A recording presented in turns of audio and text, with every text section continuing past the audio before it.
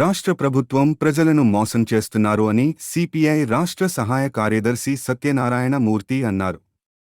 గత ప్రభుత్వం ప్రజలపై కరెంటు భారం మోపింది అని విమర్శించిన కూటమి ప్రభుత్వం ఇప్పుడు ట్రూ ఆఫ్ ఛార్జీల పేరుతో ప్రజల నడ్డి విరుస్తుందని మండిపడ్డారు.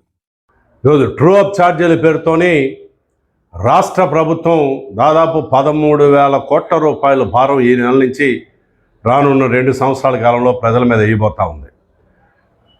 2000లో జరిగినటువంటి విద్యుత్ ఉద్యమ ఫలితంగా విద్యుత్ ఛార్జీల ధరలు పెరగకపోవచ్చు, కానీ ఆ తర్వాత ట్రూ ఆఫ్ ఛార్జీల పేరుతోని గత ప్రభుత్వం జగన్మోహన్ రెడ్డి గారు మాజీ ముఖ్యమంత్రి, ఆయన కాలంలో 7 సార్లు ట్రూ ఆఫ్ ఛార్జీలు భారం పెంచి ప్రజల మీద పెద్ద భారం వేశారు, ఛార్జీలు మొత్తం మోపారు.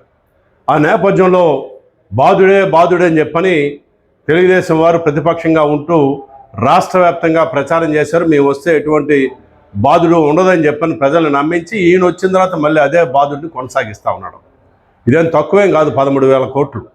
ఇది కాకుండా ఈరోజుని అదానీతో జరిగినటువంటి ఒప్పందం నేపథ్యంలో 1,750 కోట్ల రూపాయలు మాజీ ముఖ్యమంత్రి జగన్మోహన్ రెడ్డి గారికి సెకీతో జరిగినటువంటి విద్యుత్ ఒప్పందం చేసుకోవడానికి ఇచ్చినట్టు అమెరికా కోర్టులోనే అభియోగాలు మోపి కేసు వేశారు.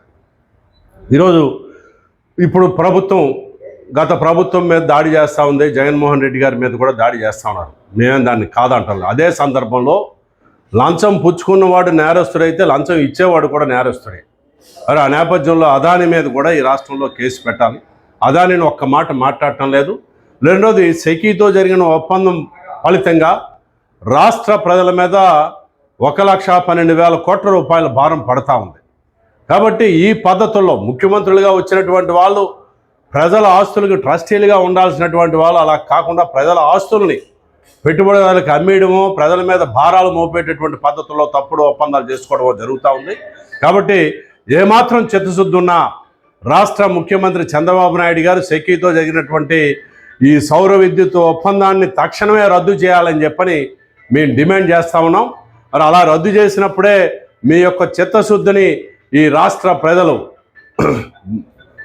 అంగీకరించేటటువంటి పరిస్థితి ఉంటుంది. అలా కాకుండా మీరు ఆ ఒప్పందం రద్దు చేయకపోతే మీరు కూడా ఈ లంచాల భాగోతంలో భాగస్వాములు అనేటటువంటి ఒక భావన రాష్ట్ర ప్రజల మీద పడుతుంది. ఈ నేపథ్యంలో విద్యుత్ ఛార్జీల భారాలు ప్రజల మీద మోపకూడదు అనే దాంతో ఈ రోజుని ప్రకాశం జిల్లాలో సిపిఐ ఆధ్వర్యంలోని మల్లలింగం భవన్లోని వామపక్ష పార్టీలు, కాంగ్రెస్, ఆప్ పార్టీలతో కలిపి ఒక సమావేశాన్ని నిర్వహించాం. ఈ సమావేశ నిర్ణయాలకు అనుగుణంగా ప్రజల్లోకి పోయి అంశాలన్నింటినీ కూడా వాళ్ళకి తెలియజేసి వాళ్ళలో ఒక చైతన్యాన్ని తీసుకొచ్చి ఈ ఒప్పందాలు రద్దు చేసేంత వరకు, ప్రజల మీద భారాల్ని తగ్గించేంత వరకు ఈ పోరాటాన్ని ముందుకు తీసుకొని పోవాలని చెప్పని మేము అభిలషిస్తూ ఉన్నాం. మరిన్ని ఇంట్రెస్టింగ్ అప్డేట్స్ కోసం ప్రకాశం న్యూస్ ఛానల్ ని సబ్స్క్రైబ్ చేయండి. నోటిఫికేషన్ కోసం గంట సింబల్ ప్రెస్ చేయండి.